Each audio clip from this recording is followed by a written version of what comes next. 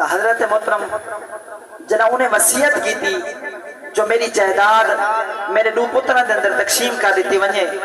تو میرے آقا علیہ السلام دے غلاموں ادھی جائیداد چھوٹے کو مل گئی ادھی جائیداد بڑے کو مل گئی تو جنا واری آ گئی ترے زلفاں مبارک دیاں حضرت محترم تے جنا وڈا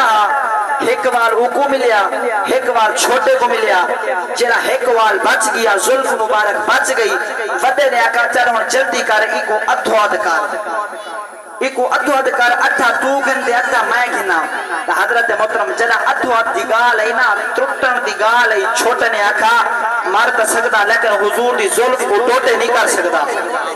ادب مصطفیٰ کہ مار کر سکتا حضور دی ظلف کو ادھو ادھ نہیں کر سکتا حضرت محترم بڑے نے تانا دے کیا کیا اگر اتنی محبت ہے حضور دی ظلفہ دے نال بل انچ کر تریے وال تریے ظلفہ مبارک خود چرک ابے دی ساری جائیداد میں کو چلے کہ حضرت محترم علماء کرام فرمائیں کہ چھوٹے نے آقا میں کو بالکل خوشی دینا قبول ہے ترے ظلفہ مبارک حضور دیا آپ گھن کی تے چھوٹے نے ساری جائیداد بڑے دے نام کا دیتی وقت گزرتا گیا بڑے دا چرا ماں دی اونی جائیداد ہولے لے کھٹ دی گئی تے چھوٹا جڑا ہاں روزانہ حضور دے زلفاں دی زیارت کرے دا دے کثرت نال صلاۃ و سلام بھی پڑھدا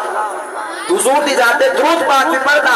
حضرت محترم کچھ عرصے کے بعد چھوٹے دا انتقال تھی گیا کہ اللہ والے نے خواب دے عالم دے اندر ڈٹھا جو اللہ نے تیرے نال کیا معاملہ فرمائے میرے آقا علیہ الصلوۃ والسلام دے غلاموں کیا دے دن اللہ نے جنت دا مالک بنا چھوڑیا ہے تو حضرت محترم پوچھنا کیتا بچا کیا ہے میرے آقا علیہ الصلوۃ والسلام دے غلاموں انہیں آکے زندگی دی اندر کوشش کی تھی ہمیں کہ جدر محبوب علیہ الصلوۃ والسلام دی گالا وننے بل ادب دا دامن نہیں چھوڑنا بل ادب اختیار کرنے کہ میرے بابے کو لطرائے ظلفہ مبارک حضور دیا ہن جدا جداد دا بٹوارا تھیا حضرت محترم تریے بار خود رکھ کے جداد وڈے بھرا مڑے چھوڑیے میں کو اللہ نے ہی ظلفہ مبارک دا ادب دے صدقہ جنت دا مالک بنا چھوڑیا ہے تو حضرت محترم جنا حضور دا ادب کرے رب دنیا دے اندر بھی مقام دے چھوڑے دے تے آخرت دے اندر بھی مقام دے چھوڑے دے